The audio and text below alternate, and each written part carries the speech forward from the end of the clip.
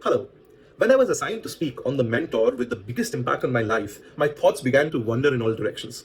Instinctively, I started thinking of all the great leaders I have known or met.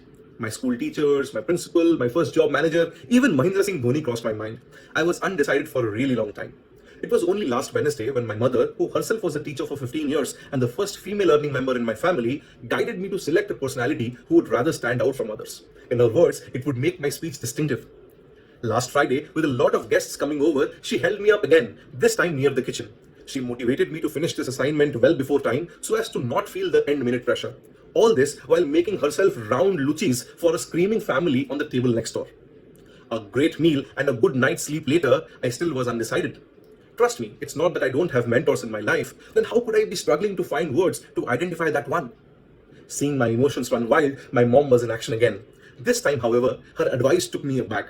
She put my pen and paper aside and asked me to take my 5-year-old son on an outing and forget about everything else. Reluctantly, I took my son to the car and out of curiosity asked, Beta, who's your favorite teacher? Boo, was his first response. Boo, his grandmother. As I stand here with you, I realize how short-sighted we have become while identifying the real mentors in our life. In the quest of greatness, we have forgotten our humble beginnings. We have assumed that only people who have achieved greatness in life can become great mentors, and that is not true.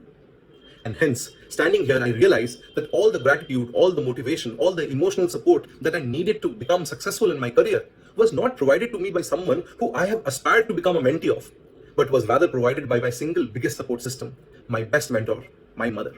Thank you, Mama.